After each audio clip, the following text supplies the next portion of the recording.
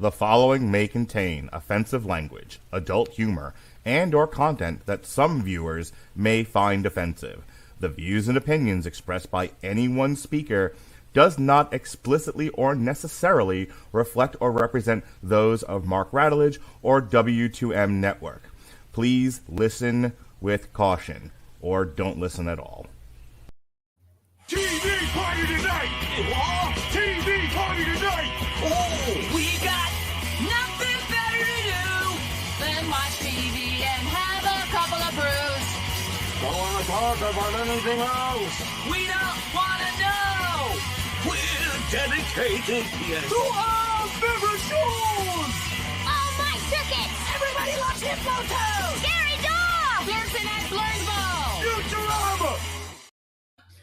Good evening. You are listening to a Radulich Broadcasting Premier Podcast TV Party Tonight. I'm your host, the mandated reporter, and frankly, I'm mortified, Mr. Mark Radulich. And tonight, our favorite show is The Lord of the Rings, The Rings of Power, brought to you by the good people at Amazon Studios and New Line Cinema. The Lord of the Rings of Power is an American fantasy television series developed by J.D. Payne and Patrick McKay for Amazon Prime. Based on the novel The Lord of the Rings and its appendices by J.R.R. Tolkien, the series is set in the Second Age of Middle-earth, thousands of years before Tolkien's The Hobbit and The Lord of the Rings. As they said, produced by Amazon and New Line with the consultation of Tolkien Estate.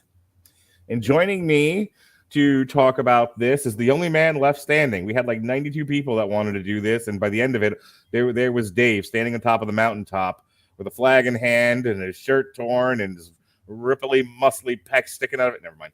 Ladies and gentlemen, Mr. Sci-Fi and Fantasy himself from our Canadian office, David Wright. How do you do, sir? Nobody goes off the path and nobody walks alone, I guess. Did you get that right? I don't know, but like you froze halfway through it. So hit me one more time with that line. Okay. I said, so nobody goes off the path and nobody goes alone. Perfect. How you doing tonight, Dave? I'm doing fine, thanks. Dave, when did you start listening to the Radulich Broadcasting Network? About what year was this? Oh, geez, what year was it? I would almost say maybe 2011. All right, so like back in the Long Road to Ruin era. Yes, I missed out on so many juicy shows back then. Yeah, that's true. That was the me and Sean and sometimes Robert Winfrey and sometimes Benjamin J. Cologne who did our title card art. So, Dave, longtime fan of the show and now a frequent contributor, he knows, maybe some of you out there know, that I am a big Lord of the Rings fan. When asked, as I am often these days, what my favorite movies are, because no one's heard of Reservoir Dogs anymore in the year of our Lord 2022, or The Deer Hunter, or any of my 70s era hoity-toity movies that I like. I just say The Lord of the Rings. People have actually heard of that one. So, and it's true. I am a huge Lord of the Rings fan. And initially, I was excited about this whole Lord of the Rings of Power thing. As we got closer to it, and they started releasing marketing for it, still pictures, trailers, and whatnot. As the people, the internet reviewers started weighing in, as Twitter started to rumble about it, I got less and less enthusiastic. And then by the time it actually came to the show, because I generally binge these things right before we review them, I didn't watch as everyone else was watching, but I could pick up very easily that people were not enthusiastic about this show. Like it might have gotten, I haven't looked yet, but it might have gotten critical claim, but I think audience claim was not particularly positive. But let me ask you, how big of a Lord of the Rings fan are you? Like, what brought you to Tolkien?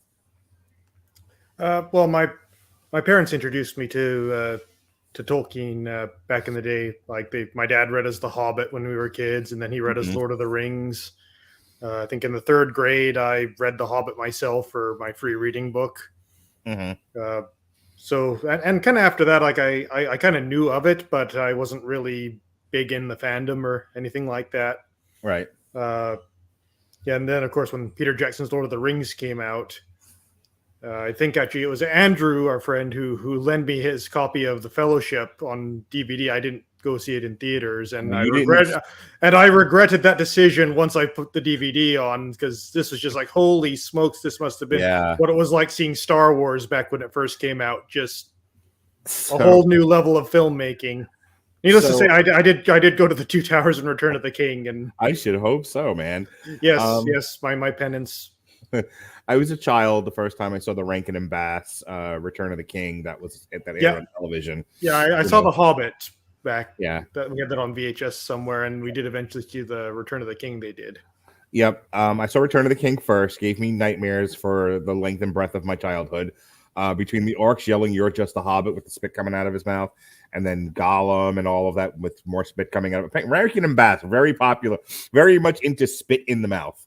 Yeah, but hey, where there's a whip is a way is like the song of my grade 3 self.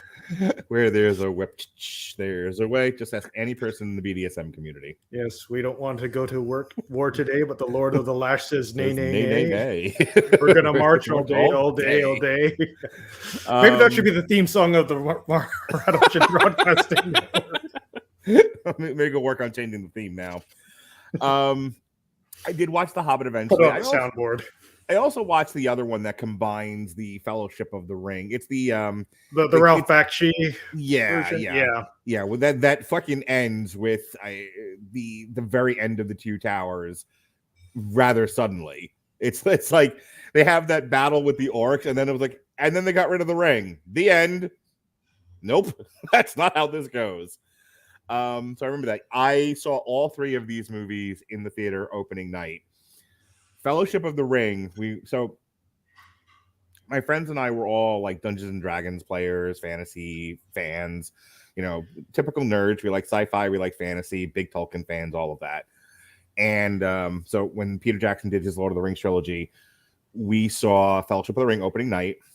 My friend and his girlfriend had just broken up with each other, and I invited her out with a bunch of my guy friends. She would end up marrying one of them. But I bring it up because she had no idea. She was literally coming just to get out of the house and kind of get over being, the breakup with this boyfriend. So it's kind of a distraction. So I say that to say this. The movie ends, Fellowship of the Ring ends with the Fellowship being broken. Sam and Frodo start making their way across the river to Mordor. Merry and Pippin get taken away by the orcs, by the Uruk-hai. Yep. And Aragorn, Gimli, and Legolas go, let's hunt some orc, and go fucking off into the forest. And we're like, again, bunch of Tolkien fans, bunch of D&D fans, we're all sitting around. Oh my God, that was amazing. Oh my God, that was so good. Holy crap, Peter Jackson really knocked it out of the park. I can't even wait a whole year for this, because they were done one year after another, just like The Hobbit was. We're like, I can't believe I gotta wait a whole another year for this. It's too long. This is great. And Carol that was it? It's already over? And now you know how I felt during our Dune review. Yeah, very similar thing where everyone just sort of like, it was diving on her. Shut up. Yeah. to be fair, for anyone that has not read the books, totally natural, appropriate reaction. No, you're not wrong, but it was still like really funny. It was like a room full of, because this is literally like the Thursday night preview. So this is like Avengers level stuff. This was the Tolkien fans, and it was one of those, a very similar story. One of the first times my wife and I hung out back when we were dating, she took me to a UF. I think it was Mississippi. It was the only game that season that Tim Tebow lost. And we get to Gainesville, everyone's decked out, and this is almost cultish. And I just sort of thinking out loud, set on the bus to the game. Okay, but what if they lose? Similar thing happened where everyone's like just turns and looks at me with daggers. Yeah, everyone was ready to kill Carol when she was like, wait, that's over? Like, I thought, did they ever get rid of the ring? It was a different time. It really was. I don't watch a lot of stuff on repeat. there are two things that I make a habit out of rewatching. Three things now. A lot of it's just to put on at bedtime before I go to sleep, but I'll rewatch a lot of the Marvel stuff or Star Wars just because I don't care if I fall asleep during it anymore. But every year, every What's really helped you during Andor? Ho ho! I haven't watched it. Heard it's good though. Anyway, I have a January yearly rewatch of the Lord of the Rings trilogy every year. A year Extended cut. Yeah. Why did I even ask that stupid question? Yeah, I was gonna say I used to have the Blu-rays of the extended cuts, and before I would propose to my wife, I made her sit through the entire 12 plus hours of Lord of the Rings. And I was like, I'm not. You have to make it through this. You have to survive this test, or I don't think I can marry you. Probably should have used a different test, but that's a different podcast. But yeah, I was serious about my Lord of the Rings love, and now every year, like I said, I rewatch it in January. I watch the whole thing. They re-released them recently, like not a new cut necessarily. It was some sort of like digitized version of it. Yeah. And they released them back in theaters, and I took my daughter to all three, so that was fun. She got to experience that. I think this year I'm going to make Jonas watch them. So that is my love of this Lord of the Rings IP. So I said before, going into Rings of Power, I did not have a lot of high hopes. I had heard the Critical Drinkers comments on it, and I was kind of hoping much like She-Hulk, he was just chumming the waters for the neckbeards out there, and that it wasn't as bad as he was making it out to be. What were some of your expectations for Rings of Power? Well, I basically went into Rings of Power doing my best not to have any expectations, not in a negative light. Just I wanted to be neutral. Just let's go in, we'll watch it, see what it is, and if it's good, it's good. If it's bad, it's bad. I didn't really go like I had certainly heard. I mean, just from the YouTube thumbnails, that there was a lot of nerd rage against it. Yeah. But I have this sort of crazy philosophy of like, maybe I'll just wait to actually like watch the damn thing and then figure out how it actually is, rather than getting worked up for half a year. I know, right? I'm a horrible person. Listen, this is the year of our Lord 2022. We're going to need you to get fucked up and angry before things come out, sir. All right, so let's get into what the actual show is. Here's the premise. Set thousands of years before the events of that. We're not going to go episode by episode. We're going to tackle this as we do all of our TV parties these days in themes and arcs. But set thousands of years before the events of The Hobbit and The Lord of the Rings, the series is based on Tolkien's history of Middle-earth. It begins during a time of relative peace and covers all the major events of Middle-earth's Second Age. The forging of the Rings of Power, the rise of the Dark Lord Sauron, the fall of the island kingdom of Numenor, and the last alliance between elves and men. These events take place over thousands of years in Tolkien's original stories, but are condensed for the series. The series mainly follows Galadriel, who is played by Morfydd Clark. I hope I'm pronouncing her name correctly. And I mean, she certainly looks like a young Kate Blanchett. Yeah. She looks like a young Kate Blanchett. And I think let's start with her, because so much of the show is based around her. The big criticism from the Drinker and others, other than why is the elf wizard the big warrior princess star of this thing? Like I'm fine with that part of it. However, I think a legitimate criticism was she's a complete fucking asshole through the entire series. And I was telling you before we started tonight, and we'll start with this, I was desperately hoping they were wrong, and that much like She-Hulk and much like a lot of our characters, they begin flawed, they begin maybe condescending, or they begin arrogant, and then over the course of the season, things happen to them. They are changed by experiences, and they are better off for it by the end. A little older, a little wiser, a little scarred up, but definitely made better by the experiences of the show.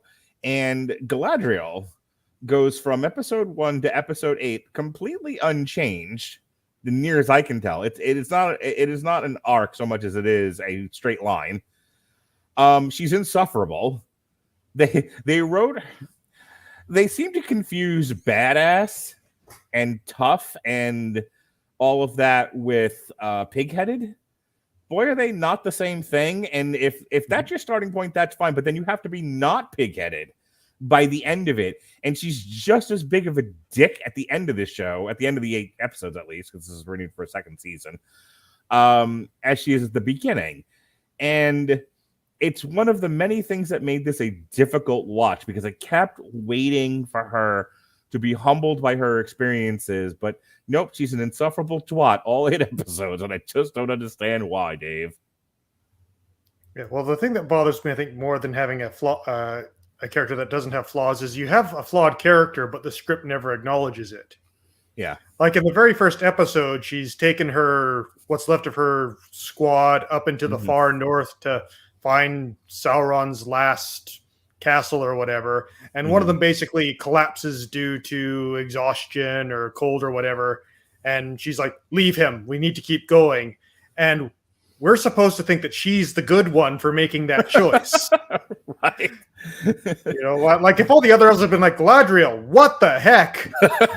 Or if she came back and she was like, now listen, you can't leave your troops in the field to die. That's not generaling. That is very bad for morale. And by the way, there's like 7 of us left, you know, so we kind of need all the elves we can get right now. I mean, someone made the point of saying that she is in fact somewhat like punished, but it's kind of like in The Wire, and the other thing I rewatch every year, where you're punished by promotion. They're like, you're terrible at your job, so let's have you make rank so you can do less damage. Yes, they basically promoted her and transferred her to another department to get her out of the way. That's pretty much. Yeah, you're gonna work management in Valinor now. Why?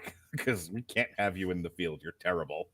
But that's it. It's like it's somewhat like you've done your bit for God and country, so now go with the elves into Valinor. And she's like, I don't want to go to Valinor. I want to kick more ass. I want to find Sauron. I still want to find Sauron. That's everything that she wants, is to find Sauron. That's her goal. Which, I mean, as far as goals go, is fine for a season arc. Is, you know, I'm looking for thing, and end of season they find a thing or there's a twist or something. That's perfectly fine. There didn't seem to be, other than I just know I'm right. That's her entire motivation. Sauron's still out there. You never, because they don't really show it. There's like one flashback, but when the beginning of Lord of the Rings starts and you see Isildur and Sauron's like last stand and everything, there's a sense, especially the way that's shot, with, you know, how black everything is, and there's a lot of time spent on the orcs killing humans and elves, and you know that if Isildur doesn't take Sauron out, they're all gonna die. Like it's Armageddon time. So you later on, when Elrond's like, get rid of the ring, get rid of the ring, for God's sakes, get rid of that ring. There's that palpable sense of urgency that goes into everything, and that sets up the entire first act of Fellowship of the Ring. They try to do that here without recognizing the need for that sense of urgency in what drives her to find Sauron. I never got a strong sense in the narrative or anything that they showed in those first couple episodes that there was a reason for her to be this panicky. It's like, I just know Sauron's out there somewhere and we got to get him.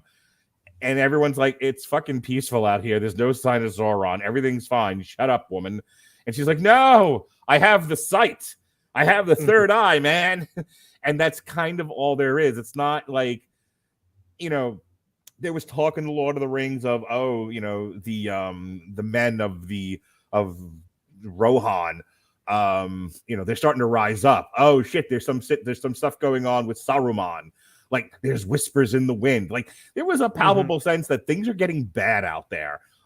Sauron might just be back. None of that's in this show. It's just good old woman's intuition. Oh boy. Yeah, I think they needed to add another element to her storyline in the first season. Like, maybe she has having self-doubt, you know, like maybe Sauron is gone and I should go.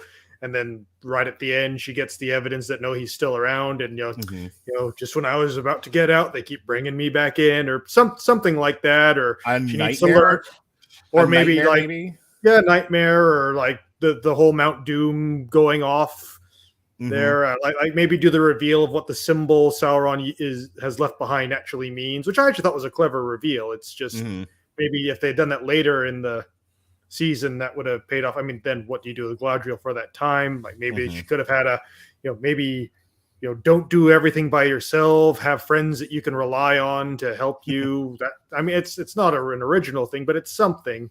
Yeah. About the only thing I could really say in Galadriel's defense is I kind of had this idea of this sort of mind game is what if you swapped her and Elrond and like make Elrond be the badass warrior from the start who's trying to find Sauron at all costs and nobody believes him that Sauron's still there. Like I don't think the story would have been good, but I bet the backlash would have been a lot less. Yeah, but okay, and I didn't even want to address any of that since you brought it up. Yeah. We can kind of shift into this. A big part of the backlash of the show, and I'm going to go ahead and right off the bat say I don't care about any of this. I don't care about race swap. This comes up with comic books a lot. I know that there are friends of ours, and to them I say I love you. God bless you. I wish nothing but happiness in your world, but I don't give a shit about the things you give a shit about. Turn the review off. I don't know what else to tell you. I don't care about race swapping. I don't care about gender swapping. I know the argument is, but make a new thing. Don't make Namor Mexican. More on that tomorrow. Just make a new character. Or, hear me out, it's fine. It really is. I know the Tolkien people were like, there's no such thing as black dwarves. I know she's like Indian or some shit, but there's no such thing as black dwarves. There's no such thing as black elves. Yes, J.R.R. Tolkien, born 18 something, was a man in World War One. Made all of his characters white. Yeah, no shit. And I understand the perspective from which he was writing from, and I understand the need to have a page to screen translation be 100%. But there's no law on the book that says you have to do it that way. You can, in fact, extrapolate, adapt. You can make the show, and I know that this was the Drinker's line, and and he says it rather sarcastically, but I think he's wrong about this. We have to reflect the world we live in today. Well, it would be fucking nice. It's not like only white people like fantasy. And here's a thought, and I'm just going to throw this out there. This is supposed to appeal to the widest audience possible, not just the sliver of Tolkien purists. This cost like a fucking $1 billion or some shit. I got to look at the budget again, but this was like the most expensive show in the history of television. It's got to appeal to more than 500 people. And if one of the ways you do that is have some prominent women characters, have some different have some of the various creatures of Middle Earth be of different races, there are other things in life to get excited about. This ain't one of them. Yeah, I think like that's a valid way of looking at it, and for me, it's a very case by case system. I think I want to let you finish your point, but I think it only matters when the race of the character matters. So if Boardwalk Empire, Chalky White, played by Michael K. White, he was very specifically supposed to be a black character. Yeah. He represented a certain segment of that population. He represented a perspective. His character had a reason for being there, and he had to be black for it to work. You can't remake Boardwalk Empire and make him Chinese. Yeah. It's not that character. However, the fucking elves, it doesn't matter, dude. It really doesn't. Yeah, I mean, like the best argument I could make against your position, just for argument's sake, is like when I was watching the M. Night Shyamalan Last Airbender, and like they go to the Northern Water Tribe, and there's a guy there that basically looks like Billy Connolly dressed as an Inuit, and I'm like, this seems a bit out of place. Sure. Like that's kind of that's as far as I'll go down that path there, but. Yeah, like I totally get what you're saying. Like the representation, there's a lot of Lord of the Rings fans of various different races, and it would be nice if they got to see characters that look like them on it. Yeah, I don't see the need to get that worked up about it. But for me, it's more like just give me a good character. Yeah, that's all I care about. Give me a good character, good story, and like pretty much right away, like that will not be the issue. And I think where some people get really upset is they feel like the diversity casting, for lack of a better term, is being used as a substitute and a shield for good writing. It probably is, but I can sit here and criticize this show for being a shit show that's written poorly without without attacking the race of the actors in it. Absolutely, and I'm right with you there. Well, it's like the 2003 Battlestar Galactica reboot where they did a few race and gender swaps of main characters, and the fan base is screaming bloody murder, not just over that, just over the whole show, as it was a different timeline and so on and so forth. Then the show actually came out and was absolutely amazing, and all of a sudden you didn't hear those voices anymore. Yeah, I think as far as making Galadriel the star of this thing. So this whole conversation got started because you're like, what if you switched your point of view main hero character from Galadriel to Elrond? Yeah, I mean, I think there's a case to be made, even if you take out, we don't want to aggravate the neckbeards. There's a case to be made for he's you know what it actually reminds me of? It reminds me of the argument about the prequel trilogy. Yeah. Why was this about Anakin? Shouldn't it have been about Obi-Wan Kenobi? Especially the Phantom Menace. The Phantom Menace had no business being about Qui-Gon. Really should have been focusing on Obi-Wan, and the whole trilogy should have been focused on him. We have Anakin, who sort of who's going to be this fallen angel turned to devil. So your lead has to be Obi-Wan Kenobi. And because nobody who worked on that movie knew how to write, George Lucas, he made the focus Anakin, and it's like, no, that's not who we needed to be focusing on here. This isn't. Yes, it's his story of how he fell from grace, but these fantasies need heroes, and you instead focused on the villain for some stupid reason. It'd be like, the Dark Knight trilogy only focusing on the Joker for some, like why? Why would you do that? I know, as if a movie about the Joker would be successful. Anyway, I'm not having that argument with you right now. Wasn't an argument. Okay. So, anywho, speaking of angry white people, yeah, I think here's the problem with Galadriel. Just to kind of sum that up, and we can move on to something else. They needed to, other than giving her better motivation, more in-depth motivation for why she was so crazily insistent on finding Sauron. They also needed to soften her up a bit, and not because like, oh, I don't want to see hard women out there. I'm plenty fine with hard badass women. However, when they're not completely unchanged by the circumstances around them, and like there's some things that happened to her, like she gets imprisoned at one point in Numenor for going off on the queen. It's like, all right, rightly so, and then it's like 5 minutes later, just let her out again.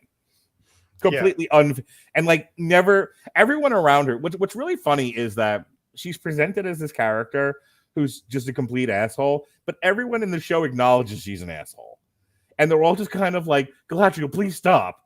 She's like a drunk frat girl at times, and everyone's just like, Galadriel, you're embarrassing all of us. Like I think the one like Kingsguard or whatever with the long hair, the father of Isildur, Isildur, yeah. There's a couple of times where he's just like, please, you're embarrassing everyone and me, and you're making this harder than it has to be. Please stop doing what you're doing. Yeah, learn how to read the room. Yeah, learn how to read the room. There's a couple of moments like that, which I found really wildly amusing. The one last thing I'd say on Galadriel isn't really Galadriel, but I feel like I must channel my inner Winfrey for a minute here. Like that started in the first episode where her brother's explaining to her why boats float and stones sink, because the boats have seen the darkness, and you need to see the darkness in order to go with the light. That's not how boats work. You're elves. You are a technologically advanced civilization. You should understand buoyancy. Okay. Sorry, my inner engineer just did not like that. Your metaphor sucks. Sorry. Get a better one. Not talented people trying to write above a 4th grade level, and it's not working. Speaking of above a 4th grade level, I had the Sauron reveal ruined for me because I stupidly watched one of the drinkers' videos before I started.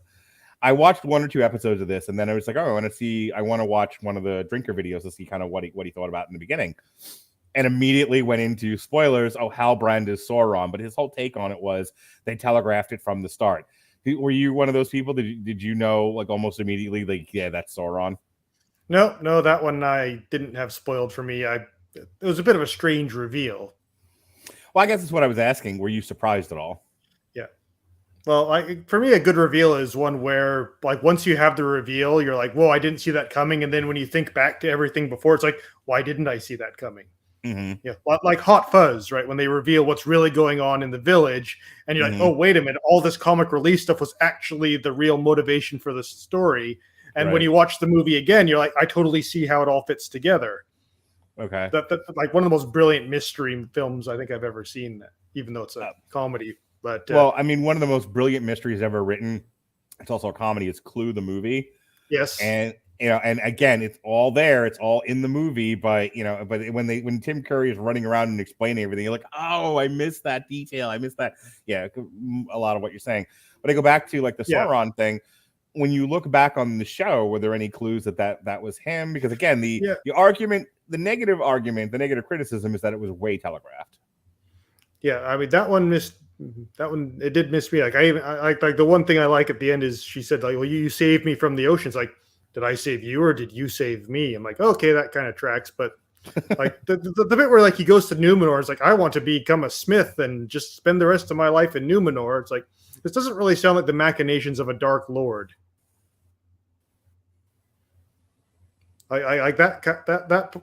I didn't really understand his explanation for like how, in retrospect, that indicated that he was Sauron. Like he's getting into drunken fist fights in alleyways, and like you would expect someone who was already like a Lord of Darkness to kind of go about things a bit of a different way. Here's another opportunity that they completely missed to make Galadriel at least a relatable character. And again, I'm going to compare it to Padme and Anakin, where even as bad a writer as George Lucas is and how poorly he understands people and apparently didn't know how to write romance, he at least tried to develop a relationship between those two so that when Anakin goes off the deep end, there's at least a modicum of an explanation for why Padme isn't running for the hills. It's a very girl thing. Like, he seems a little broken. I'm going to stay with him. He fucking killed women and children. It's a little broken. I feel like I can fix it. There was an opportunity for, especially when they did the reveal at the end, where you see the shadow of Sauron in his armor and Galadriel standing next to him, and the implication is, she's the bride of Sauron. And I was like, shouldn't that have been slowly developed over the course of 8 episodes? Like, once they've met, she should start having like dreams and flashbacks and night terrors where Sauron, again, the other one, Rey and shirtless McGee, Kylo Ren, where he's like speaking to her from beyond, and she's like, it's like, come, be the bride of Sauron, no, that kind of a thing. No, there's none of that. So like, when at the end he's just like, we'll be together based on what? What relationship do you two have? What is Galadriel bringing to Sauron's table that he feels like this is the bride? Yeah, like, the main reason for her to stick around him is because he's masquerading as the king of Numenor. He's basically doing the Aragorn thing. Yeah. So she wants to use him as a unifying force for the people of the Southland to rise up against Sauron, but I mean, it doesn't work out. But there's not really anything emotional between the two. Whether it was with Halbrand himself or with the ghost of Sauron in her dreams, there should have been something there. There should have been more connective tissue between them, so that when at the end, when there's that image together, and I think back to the Lord of the Rings itself, where she's fucking around with the ring and she has to fight the evil, and she was just like, "Whoop, nope, never mind. I'm still Galadriel. We're good here. We're good." I would have liked them to have played with the idea that Galadriel was always, and again, if you want to make her an insufferable twat, that's fine. But then now you got to have her flirting with falling to the dark side also.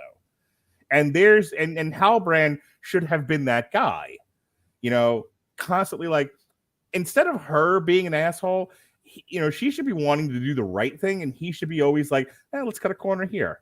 Let's cut a corner here. Yeah, he should be sort of egging her on more of her Right. darker impulses. Like, you have to find Sauron. Like, torture this person; they might know where Sauron is, and or something like that. Or let Right. this army die. It's all for the greater good. Right. The None greater of good. that. He just said Yeah. the greater good. He's just kind of there. Yeah. And so at the end, when he's just like, I'm Sauron, and I just, so you are. Like, Yeah. it's Well, not it's like, a good- it's like, I don't want to be king of the Southlands, but you need to be king of the Southlands. Okay, I'll be king of the Southlands. Wait a minute, I checked. You're not actually the king of the Southlands. It's like, yes, I'm Sauron. Oh no, I was tricked. Yeah. What did he Bye. do? What did he do in the lead up to that reveal? That's supposed to make you, the audience, go, no, betrayed. Like, huh? Yeah. He does nothing throughout the entire show to where when he finally does betray them, you're like, oh no, he betrayed them. It's kind of like watching. It's like he's just doing a thing. He's doing a thing. He's doing a thing. Yeah, he's like, all I want to do is make swords. Oh, okay. Yeah, and then it's like, I'm the bad guy. Oh, Okay. all right. Yeah. Well, everyone shoot him. The other thing about him was I wish he had talked about wanting to create a weapon a little earlier than when they started fucking around with the mithril. And I understand like that was kind of Elrond's subplot was to go to, was to let's see, was it Khazad-dûm? Moria, I think it was. Moria. But yeah, Khazad-dûm is in Moria, so Okay. Yeah. To go to Moria. I will say that's what, and part of a bigger topic, not the costuming. I went to a party Saturday night and we were talking about Rings of Power, and one of the girls was like, I pay very much a lot of attention to costuming, and the costuming in Rings of Power is way cheap. Another person pointed out that like it's very obvious, and I can't remember what fabric or what material she was referring to, but like the plate armor was made out of some sort of like foam. It was very obvious that that's what it was, according to her. I didn't notice. Yeah, I didn't pick up on that either. I would say that the Peter Jackson Lord of the Rings series definitely has much better costuming. Like that is the master class in how you do this. I think people complain about The Hobbit too. Like some of the stuff in the Battle of the Five Armies looks a little cheap. I think it was more like a CG production difficulties thing, but I think Weta is still doing Weta level work. Yeah. Well, I know, like, at one point I was watching the documentary on it, and they were like, a lot of the stuff in the Battle of the Five Armies was shot on second unit, and then they just like fuck it, and they like pull the plug on the second unit. Poor Andy Serkis. But what I was going with this is like the costuming in it. I think now that she pointed it out to me, and I look back and I think about some of what I saw, I'm like, okay, I get that. I think that even the drinker pointed out at one point, like the black Harfoot. Like you could actually see like his wig like glued on or some shit. Like, all right, I wasn't watching. To be fair, the Harfoot were kind of just covered with crap anyway, so I don't think anyone would notice. Right, but as far as compliments go, the set design and the cinematography in this top notch. And I want to say, the production design I think was really good. Like Brer McCreary did the music, so nothing to complain about there. Again, it's as usual. It's like everything other than the script, pretty good. This is this is like a girl at the club. You're pretty. Please don't talk. It has generally received positive reviews from critics, with particular praise for the cinematography, the visuals, and the musical score. But of course, pacing and characterization left a lot to be desired. Go figure. I saw a video, and I don't know if this is true or not because it's on the internet, so it must be. But apparently, like when the showrunners sort of got the job and they didn't have a lot of experience actually running a show, surprise, surprise, they pitched it more as they talked about nothing but locations pretty much. And I think that kind of shows in the show is that a lot of it is like going from place to place and look at this pretty place. I mean, one of the big reveals is like, oh, surprise, this place is actually Mordor. Right. We'll talk about that in a second. But I remember one of the things about the Peter Jackson Lord of the Rings, the joke about it was more like an advertisement for New Zealand tourism. And it's and rightly so. It's fucking gorgeous. And like I said, this is a pretty looking show too. I don't know where they shot this, but the actual scenery is very nice. It's very picturesque. Yeah, like I liked seeing Moria before the fall. It's like, this is a really nice place. Like, this is kind of cool. And what was it? Numenor. I thought, oh, this is cool. That was nice. Yeah, I everywhere else kind of, but yeah, I think that was my favorite set design was Moria. yeah, Because having only seen it in Fellowship of the Ring, where it's run down and filled with orcs and all of that, and it just looks like a haunted castle. yeah, and I do like how they kind of stuck with the sort of Peter Jackson or the Weta aesthetic for it, and like for all the complaints that one could level against the show, when they show the Balrog and it's straight out of the Fellowship of the Rings, like somebody on the team realized do not mess with perfection, so I applaud them for that. It's like we're not doing a better Balrog than in that film, so let's just copy paste that thing. Yeah. So just real quick, correct me if I'm wrong, but in the prologue to The Lord of the Rings, in the movie at the very least, they talked about how the dwarves forged the rings. Am I wrong about that? I don't think they don't really say like who, like if any one race made the rings. They just do the the ring poem. 3 for the elven lords under the sky, 7 for the dwarven lords in their halls of stone, and 9 for mortal men doomed to die, sort of thing. So I don't think they really mention where they were forged. Just that 3 were forged for the elves, 7 for the dwarves, and 9 for the men, and then in secret 1 for the Dark Lord. Right. So the show's premise is that elven magic is dying or some shit. Yeah, there's some blight or something on the land. It wasn't quite clear to me either, but okay. Right, and so the dwarves, which could have been used as evidence of Sauron still being alive. Again, we feel his presence in the forest. The Emperor might be back. Yeah, really Radulich, you seem to be the one who really cares the most about this. Why don't you go take a team and investigate? Yeah.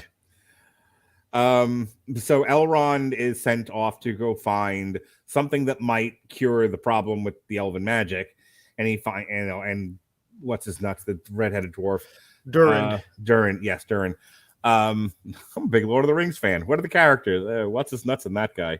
Well, for me, this was the story arc that I actually really enjoyed. The Elrond and Durin thing. Okay. I think that the actors had a good chemistry with each other, and it was kind of an interesting story. Like that was the highlight of the show for me, was whenever those two were off doing things. But it was one thing stretched out over several episodes. Essentially, it was I'm here to find the magic. The magic's in the cave. The magic's in the cave. We found it. When we started digging, my dad said stop. So we're not doing it anymore. Okay, but I need it. We're all gonna die. Fine. Here's a small piece. Get the fuck out. That's it. That's the whole story. So they take the mithril, they start combining it with other metals, and they make the rings. And like that is the whole point of the show. That and and how Mount Doom erupted, killed the Southlands, and created Mordor. Yeah, that's I it. did The think whole fucking show. Yeah, I did think the whole dam system that Sauron had underground to set off the volcano was kind of neat. But does that make a great story? No, it was just kind of a cool set piece. Yeah, that's what I agree with you. I think the episode where I didn't understand why it was happening, but it was also might have been when I was watching it. But when the dam breaks, when the levees break, and they flooded New Orleans, and then the Mount Doom erupts, and it's all a awesome sequence. I think out of context, if you're like, watch this show, this sequence is awesome, you really just need to kind of watch that sequence. You'll have the same effect, because again, when it goes off and it kills all those people, and you have that big, you're supposed to, as a viewer, be like, oh no, the people of the Southlands who have come over 6 or 7 episodes to really enjoy and bond with as a viewer. You and I had a very different experience in the Southlands. No, that's what you're supposed to feel, though. You're supposed to be very connected to these people. And so when it goes up in smoke and they're all dead, and it's like, oh, you're buried under the ash of Mordor. Sauron lives. Yeah, the only Southlands character I really connected with was the guy who was basically like a Sauron Jehovah's Witness. like, tell me, boy, have you heard of the message of Sauron? No. Okay, so we're on the same page, though. I'm not saying I had that connection. You're meant as a viewer to have that connection. They wrote it thinking you'll be connected to the Southlands as a viewer, and so when we blow it up, you'll be, oh no, the Southlands! Damn you, Sauron! Like we needed a bit less of leaping right into the what's going on with the orc tunnels under it. We needed a bit more establishing like who these people are and why should we care about them. Like look at how the hobbits are introduced in Fellowship of the Ring, where you really see this idyllic country life, and I mean, a lot of them is like coding the hobbits as just like garden variety English, but Right. you sort of you understand why the hobbits love the Shire, why the Shire is important, and why they need to go off and save the world to protect the Shire. Right. I think it would have been more effective had they actually had the bit with Saruman where he sacks the Shire. But but even like the dream sequence, you as a viewer, to your point, you as the viewer are very much, oh no, we hope they win. We don't want to see what they're showing on screen happen to the actual Shire, which is the raising of the Shire. Scouring of the Shire. Yeah, which is only seen in flashback. Flashback. It's only seen in a dream sequence. It's in the Gladriel's right bowl or whatever it is. They couldn't really find a place to put it in. It's a shame because thematically it's very important, but I understand how in the context of a film, right. But just because I didn't get to say this during the Long Road to Ruin, the point of the Scouring of the Shire is the war literally ends at Frodo's front doorstep. Like Saruman escapes from Isengard and sets up in Bag End and conquers the Shire. That's the point. Is why should we care about the outside world? Because the outside world will come to you whether you like it or not. And there's no wizards, there's no kings, no warriors. It's just the hobbits have to deal with this crap. It's as if Tolkien had a point of view about his experiences in World War One. I don't think anyone could deny that had an effect on him. That was a pretty major event. But anyway, so I'll get off my soapbox now. Thanks. You're welcome. I've been waiting almost a decade to get that off my chest, Mark. So happy you had this opportunity. Thanks. Anyway, the difference between the Scouring of the Shire is you as an audience member are connected to the Shire, so when there's the possibility it may go away, you're like, oh no, and now you're invested. When it happens to the Southlands, they don't, as you're saying, they don't do enough they think they have. That's probably the show's biggest flaw, is that the people writing it really thought they put enough time and effort and depth into the screenplay that you as an audience member are going to react exactly the way they want you to. And it's like swing and a miss every time. Every single time. Every potentially emotionally resonant moment in this show doesn't land. It's actually really impressive.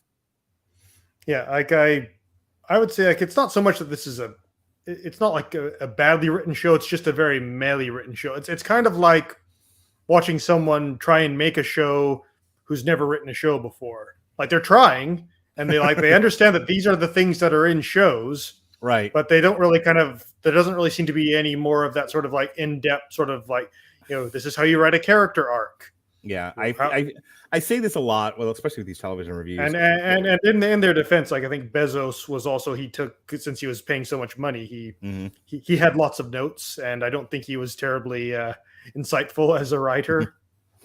Well, again, Robert and I talk about this all the time. Everything now, a lot of what gets produced out there. I mean, look, there's for every Ring of Power, there is. I've heard House of Dragons. I heard you guys talking about a little bit of House of Dragons. I've heard that's really good. Yeah, it's pretty good. For every poorly written superhero show, there's The Boys. It's not all trash out there. There's some great quality TV. Yeah, you got to go looking for it. But I think a lot of it is just there's so much stuff being made now that I think there's not enough writers to fill all the chairs, and sometimes you can't get the top level talent. The criticism that Robert and I levied is that it feels like they're hiring writers. They're probably hiring pretty good writers, but not writers that have an investment in what they're writing. It's just a gig, and they're doing their level best. And and they're given short timelines to get things done. They're probably given a lot of notes, and I think they're working. I don't want to be the critics. Which is probably why I have less viewers than everybody else. But I don't want to be the critic that's just like they're bad at their job and they suck and the message and the woke and it's probably not all that complicated. They're doing their best, but they're forced to kind of look at fantasy TV and go, okay, I don't know what I'm supposed to do with this Lord of the Rings show. I'll just write that. That all seemed to work really well and people were happy with it. I'll do that. So everything ends up coming like a bad cover song. Mm-hmm. Like, oh, I heard this in another thing once. Let me do more of that. And it's like, it's kind of like you're not getting why this thing hit with people. You think you do, and so that's what you're copying, and you've missed the point entirely. Yeah, it's kind of like in She-Hulk how nobody on the writing staff had any experience writing a law show. Yeah. So yeah. they think. I have not seen She-Hulk. I'm not criticizing it there, but just that sort of thing is right. Yeah. But sometimes it works out too. Like Russ Meyer, he wrote Wrath of Khan, and he wasn't a Star Trek fan. He just watched some episodes of the show and was like, "Oh, okay, I think I see what they're going for here." And Spacey, that could actually be a good, a good origin for a movie. Wrath of Khan works as independently though as its own movie, and it's a stellar movie. It's one of I made this argument when we did the Star Trek retrospectives. It's one of the best written, developed movies in the Star Trek canon. It probably doesn't resemble the show though. I mean, it certainly has. It takes this franchise in a bit of a different direction, but I wouldn't say that it's completely different from all Star Trek. Mind you, some of the problems is like so many people have tried and failed to copy its success that it's Into Darkness. To name one, Nemesis for another. But I'm just kind of pointing out that sometimes the writer for hire, the hired gun, does actually give a fresh take on things that actually is very good for the franchise. But yeah, a lot of the time too, it just falls flat on its face. I don't have a whole lot else to say about this. So I'm going to throw it over to you. Was there anything else about the show that you wanted to talk about? I mean, I know as far as subplots go, there's the whole thing with the Harfoots, and as Drinker called him, not Gandalf. Honestly, that entire plot line fucking lost me. Every time they cut to the Harfoots, I'm like, I don't know what's going on here. I don't know who I don't know who the homeless is. I don't know what's happening. I don't really care either. Go back to I kept saying go back to Galadriel. At least I understood that storyline. Yeah, the Hardfoots one plotline was not interesting at all to me. I mean, the only thing interesting is who is the stranger? Yeah. And it's like, I wonder if he's a baby wizard. And I get to the end, and it's a baby wizard. So I did call that one. There was a comment where I guess the white robed figures that were tracking him, who I guess are like acolytes of Sauron. They never really establish who they are. They're just people who use magic that are bad and like Sauron. Well, when not Gandalf does magic on them and they turn into ring wraiths. And again, I'm copying straight from the Drinker here, but he had a look. I'll give the credit where credit's due. He had a really good point. Why are they turning into ring wraiths? There's no rings yet. Yeah, because that's a thing people know. This is a big problem with the show, though, David. You can't just do the thing people know. I agree, but this is there's criticism. Then there's like, what were they thinking in the producers' rooms? Like, well, they were thinking this is stuff people know, so we need to put it in our thing. And they like the Lord of the Rings, so they'll give us money because of brand recognition. Yeah, so there's no way in hell my wife would ever watch this thing. She'd rather fucking gouge her eyes out. But if I had her in the room and she was watching that scene where they turn into ring wraiths, doesn't even connect. It's just like, oh no, zombies. Yeah. My wife gave up after 2 or 3 episodes. She was like, I'm not interested in this. Like, if I had made her watch it, she would have. But that's really funny, actually. It's like you can't even we need this to have wide appeal. We want the wives of the men who are Tolkien fans to sit and watch this, just like She-Hulk. We want this thing to have mass appeal, and it's just like the mass appeal people are going, this is the least interesting thing I've ever watched. I'm not doing this. Swing and a miss. Yeah, so that was that didn't work out too good. Yeah, I see how the hobbits are very sedentary in the Lord of the Rings. So now let's make them migrational. So now they're on the great journey, and okay, I mean you did different for different sake, but the actual emotional ties of Nori and her family and everything. It's just it's just kind of hobbit stuff. Nothing really new and. And I think they did a lot better job with the stranger, and he can't control his powers, so sometimes they do bad things. So that creates some tension. Is he a good person? Is he a bad person? That was a lot better of a misdirect. Could this be Sauron? But in the end, it wasn't. But yeah, it's really. I started watching the show and I thought this is what the internet was losing its mind over for the past 6 months. What a waste of time. Yeah, well, they were losing their mind because we can't have women or not white people in anything. Anything that we like. Well, I even think like it's like yes, that was definitely there, but I'm not trying to deny that, but also just think like, oh, they're making a new thing based on the thing I like, but they're not making it exactly the way I want the thing I like to be new stuff made. So I'm hangry now. So here's the thing: having watched it, I'm not on the side of the people that are merely upset over the race swapping thing or gender swapping thing, nor am I with the people who were like Galadriel shouldn't have been your lead character. Those people can all fuck off. I am on the side of the people that like I'm mad because the show's not good. Yeah, no, that those people I'm utterly sympathetic for. Yeah, because again, I'm always the first person that says, well, why are we making this thing? It's not necessary. No, it totally is necessary. You make things to make money, and Tolkien, for what it's worth, I mean that name sells role-playing games. It sells video games. Yep. There's a cartoon coming out in a year or two. It sells merchandise. So why are they making a Lord of the Rings show? Because they fucking can. That's why. Yeah, and the last 6 things we made a ton of money. We'd like to make a ton of money more. Yep. So I'm not mad at Amazon for taking a swing at Tolkien, and I think the people who are just like should have just left it alone. I mean, I don't blame you for thinking that way. God knows there were certain things that I've looked at and like, why are we messing with this thing that was fine the way it was? Yeah, but I find it because you can't let anything sit on the shelf anymore. That's why. Yeah, and I don't really hate it in that way because, like, if you don't watch it, it doesn't really mess with anything. It's so far in the past that you can just sort of view it as non-canon. And one criticism that we hadn't touched on, there's not much to say that I have heard, is also the diehard Tolkien fans who have read through the Silmarillion, which I respect because I tried. I got about halfway through the first. I've heard it's like reading it. I've heard the Silmarillion is like reading a dictionary. Yeah, it's a pretty dense work. So they're saying like, oh, this doesn't match up with what Tolkien wrote. They've taken too much artistic license, and like, okay, but I don't have that knowledge, so I'm just coming at this as a layperson. Right. Well, wasn't that our Dune, going back to what you said before, wasn't that our Dune discussion where like you had all read Dune and everything and like knew it, and I'm like, I've never read Dune, so all I can tell you is how this film worked for me, and we those are two great, and those are 2 great points of view to go at an adaptation. Yeah. One from someone who knows the source material and how good of an adaptation is it, and another from like, I don't know anything about this thing, and this is what I thought.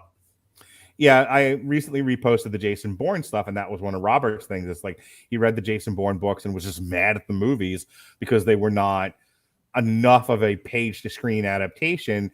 And and he'll even catch himself and say, "Oh, I understand you have to make some allowances for because not everything is going to translate to the screen." But my dad had the same criticism of some of the Harry Potter books, where it was like they took a page or two from the Harry Potter books, that's the whole movie, and left a lot of it back in the book. So it's like, it becomes like Cliff Notes or a highlight reel of what happens in the book. And I'm like, these things are like thousands of pages long. You can't do it all. You just can't. Yeah. The Battle of Helm's Deep was like a page. Well, I think that was the same criticism of The Hobbit too. Was the Battle of the Five Armies was like, not that long. It's like a page or two in the book.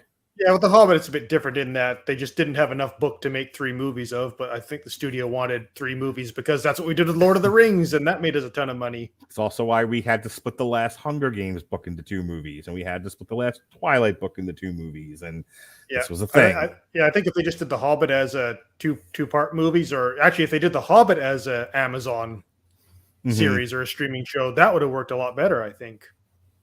Maybe. I think when we did the Long Road to Ruin on the Hobbit movies, and I think even when we didn't review the first 2 Hobbit movies, I wasn't doing this at the time, or maybe I only did 2 out of the 3.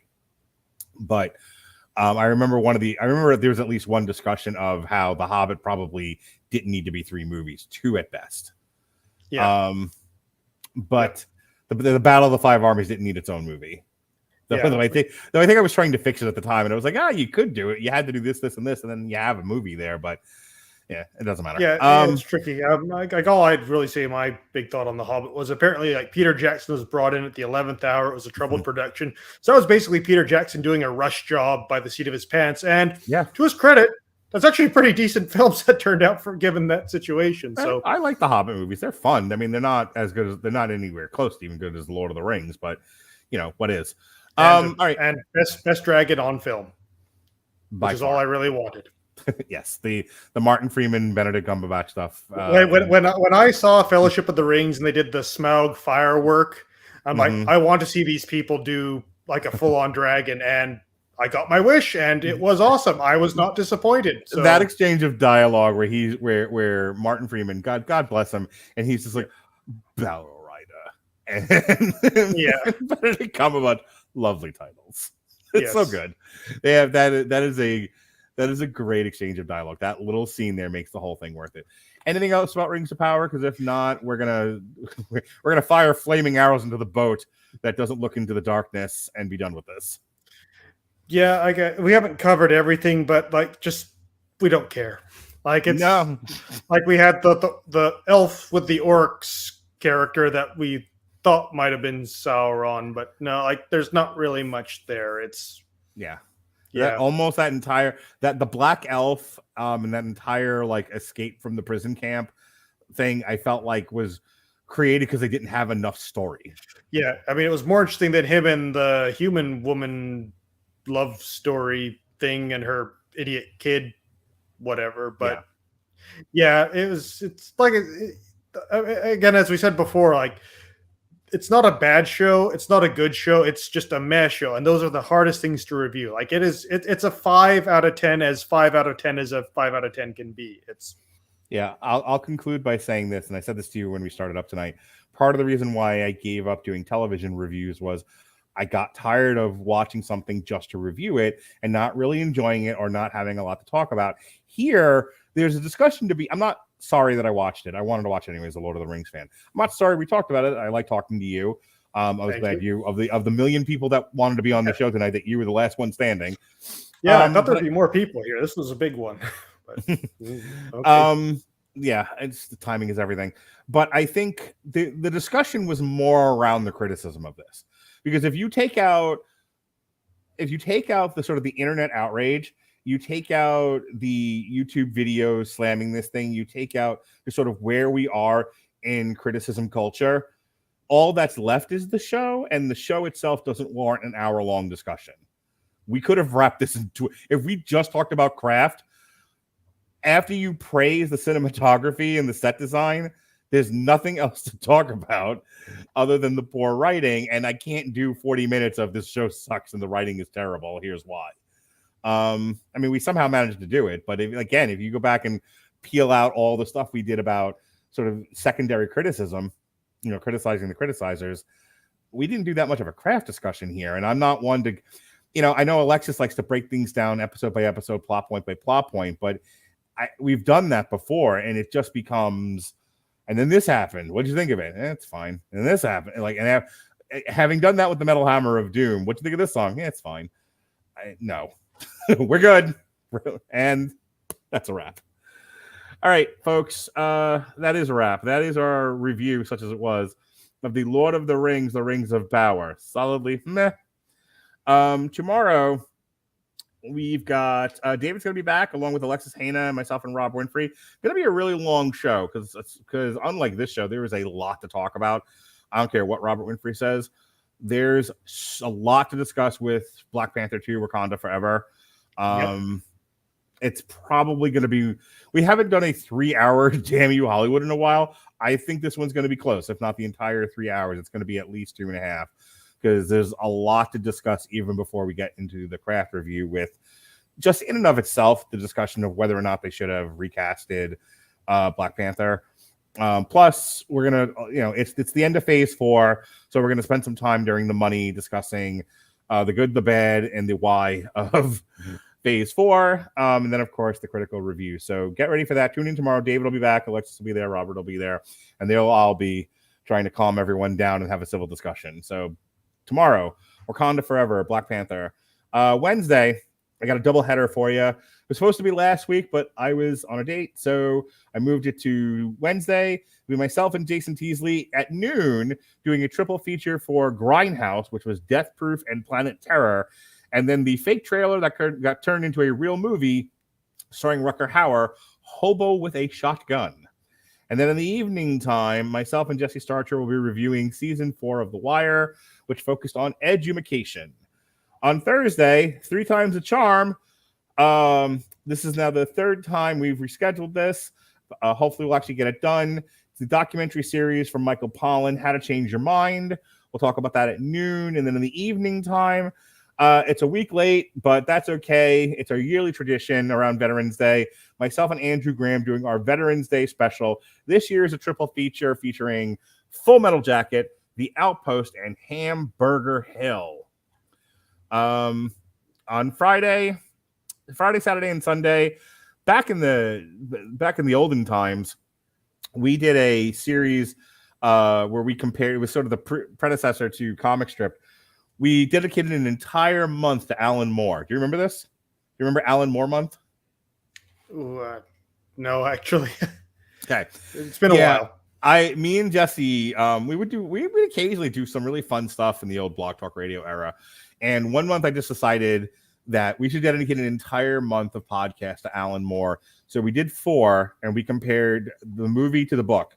We did Watchmen, we did The League of Extraordinary Gentlemen, V for Vendetta, and then From Hell. So though the V for Vendetta one already debuted earlier in the year. The Watchmen is the 18th. That's going to be a re-air. The one for The League of Extraordinary Gentlemen will be Saturday the 19th.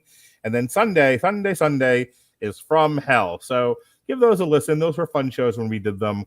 We had Ronnie Adams, Jesse Starcher, myself, Robert Winfrey, Benjamin J. Cologne showed up on some of these. I think Sean Comer was on one. So we used to have fun. Remember those days, Dave? We used to have fun on this network. We don't have no fun no more. Well, I can have some fun. Some fun now. Hot damn. Just got to be careful about it. All right. Besides Wakanda Forever, David, what else are you on these days? I have next month. I've got The Crown season 5. I think we're at, and Avatar 2. Okay. Yeah, I need to actually add you to those. So thanks for reminding me. That would be nice. Yes. Okay. Avatar 2 and The Crown. Got it. I will add you accordingly. That said, thanks for joining us here on TV Part 9 on the Radulich and Broadcasting Network. For David Wright, I'm Mark Radulich. Be well, be safe, and behave.